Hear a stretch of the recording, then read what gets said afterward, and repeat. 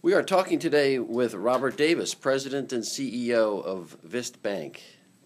Bob, thanks for taking time today. Dan, my pleasure. The banking business is in an interesting time right now. But I want to talk first about the last year about this time you were in the process of working on that merger with Tompkins. How's that gone? It's really gone very well. Not that there aren't some bumps along the way when you marry, in our case, the former Vist Financial at $1.5 billion, clearly the largest acquisition that the 176-year-old Tompkins Financial has ever integrated into the company. But we were so similar strategically and in terms of management practices, it has really been a very seamless and very positive experience in terms of the integration. Yes, I would expect there to be some bumps. What were the trickiest things to navigate? You can imagine is that it's not so much at the time of the actual merger, which was August of 1st of 2012, but in December we converted to the basic operating system of the Tompkins Financial organization, where we take tens of thousands of consumer clients at Vist, and we move them, consumer clients as well as thousands of commercial clients, and convert them to a new operating system.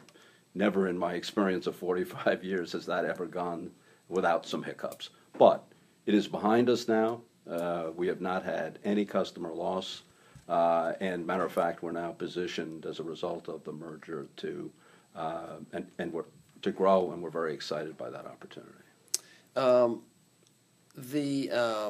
Talk about that a little bit. It seems like the environment now for banking isn't as conducive to startup banks. So how do you grow if you're not looking to acquire new smaller banks? Just so I'm clear, I mean, is your question about how many new banks are starting today, or the barriers to entry? I guess a little bit of both. What are the barriers to entry, and how does a bank that's now in your position grow? Well, I'll address the first one. This is that today it is probably no more difficult to start a new bank if you have experience management, and most importantly, if you have access to capital. And you could have started a de novo bank with a state charter, as an example, 15 or 20 years ago with $5 million in capital. I would dare say is you wouldn't even think about applying unless you were able to raise $10 million or north of $10 million in capital. We, of course, have an advantage now, part of the Tompkins organization. We are just under $5 billion in assets. That, frankly, would rank us fairly high from a national standpoint. Most banks in this country today, probably 7,000, the vast majority of those banks are less than $1 billion in size. So the ability to grow on a platform of close to $5 billion is a decided advantage over those smaller banks. And what I mean by that is our merger with Tompkins has just reaffirmed the former Vist Financial strategy, which was to be able to deliver a one-stop financial services platform and solution for our customers, commercial customers and consumer customers. And what I mean by that is banking, insurance, and wealth management.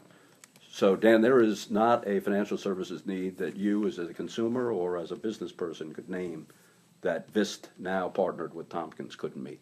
So what is the access to capital that you have, that $5 billion? What does that allow you to do that other banks can't do? Well, obviously reflected as Vist is an example. It gives us the currency and the capital power to acquire, and it also gives us a unique ability to lend across our various 4 bank affiliate markets within the Tompkins organization. 3 of those banks are in upstate New York, and now down in southeastern Pennsylvania with Vist.